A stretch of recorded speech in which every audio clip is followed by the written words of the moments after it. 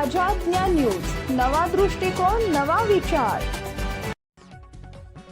महाराष्ट्रामध्ये पुढील 2 महिन्यांमध्ये राजकीय घडामोडींना अधिक वेग येईल असं चित्र पाहायला मिळते। विशेष करून केंद्रीय राजकारणामध्ये एप्रिल महिन्यात महाराष्ट्रातील 7 खासदारांची मुदत संपल्यानं या 7 जागांवर कोण या संदर्भातील चर्चा आत्ताच रंगत आहे।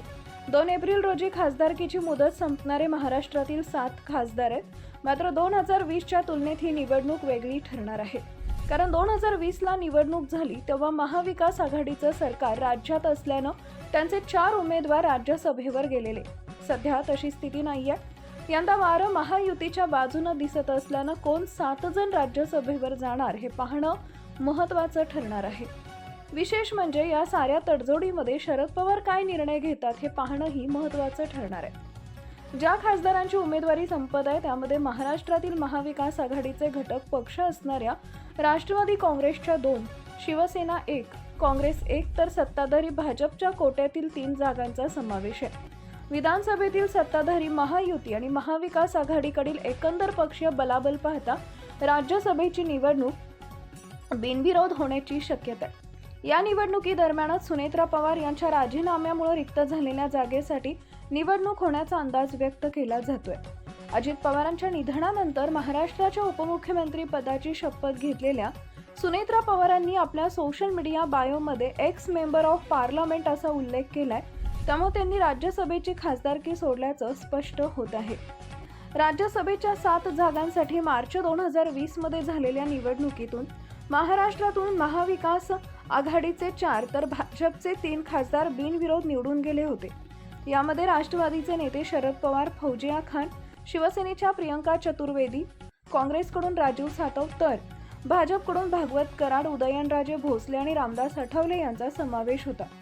दरम्यान कोरोनामुळे सातव यांचं निधन झाल्यानं त्यांच्या जागी काँग्रेसकडून रजनी पाटील यांना संधी देण्यात आली।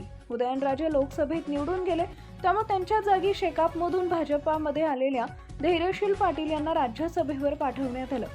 या सर्व सदस्यांचा कार्यकाळ 2 एप्रिलला संपत आहे, त्यामुळे या निवडणुकीकडे सत्ताधारी आणि विरोधकांचं लक्ष लागून राहिले असून पुढील काही दिवसात उमेदवारांची नावं समोर येण्याची शक्यता आहे।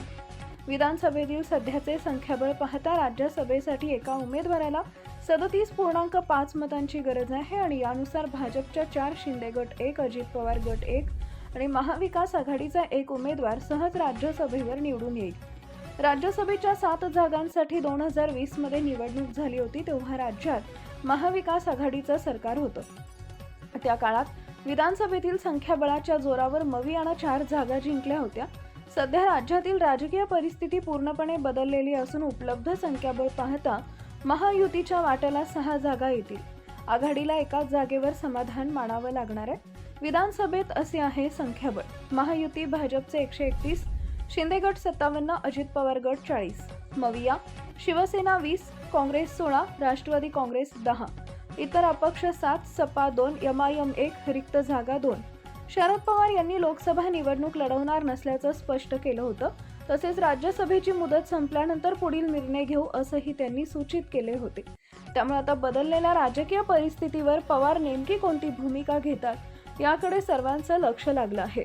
शरद पवारांनी राज्यसभेची उमेदवारी नाकारली तर त्यांनी सक्रिय राजकारणातून निवृत्ती घेतल्यासारखंच होईल अशी राजकीय वर्तुळात चर्चा आहे। Subscribe now and press the bell icon.